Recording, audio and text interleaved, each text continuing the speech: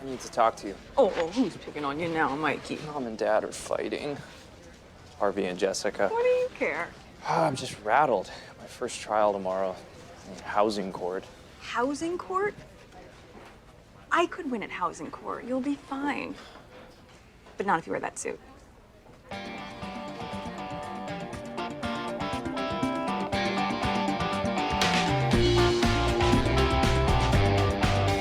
Carvarello versus Karinsky Properties. So how does this usually work? Well, usually the trial starts and there's a judge and then, people say things. You've never done this before, have you? Well, I never drove a car before the first time I drove one, and I'm still here, aren't I? Oh, this is your first time? I'm your first?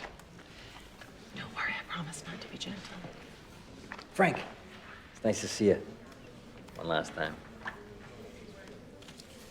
If it pleases the court... It pleases the court to decide who speaks and when. Oh, sit down. We're talking about $4,000 in withheld rent payments? Yes, Your Honor, but we have receipts for repairs, lost clothing, as well as... $4,000, yes, Your Honor. She was talking to me. Why hasn't he paid, Counselor? That one was for you. Bed bugs, Your Honor. I have receipts that show my client's financial outlay to rectify the problem far exceeds the amount. Housing Department certified the presence of bed bugs? Yes, Your Honor. Abatement? Let's give you. I'll do. Nope.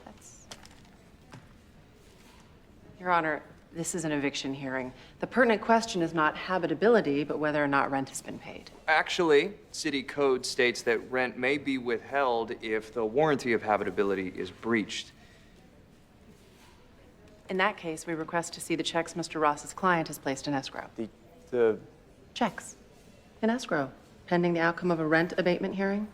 That's not in the code. It is the accepted practice. And therefore binding in this courtroom.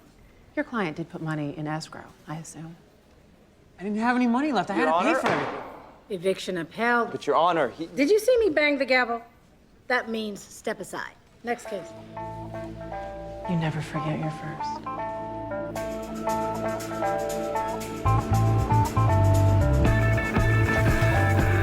Jones versus Norco, Washburn versus Hawthorne Incorporated.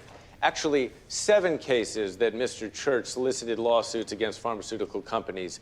In each case, he was able to exact a settlement because the company knew that even if they won, a protracted battle would do more damage than settling. You have evidence of that? Plaintiff number 2 in our case, Eleanor Baker. She also happens to be plaintiff number 7 in Jones versus Norco. He's recycling plaintiffs. It's very green of you. Mr. Church?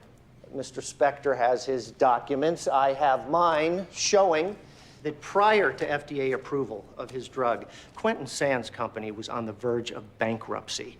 3 months after that drug hit the market, sales rocketed to $38 million a quarter, which is clear financial motive for falsifying clinical trials. Now, Your Honor, does that sound like a groundless claim to you?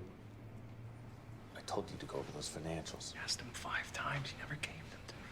Your Honor. Mr. Spector, you can question his tactics all you'd like at trial, but he's right. That right there is financial motive for fraud, and this case is moving forward. Thank you, Your Honor.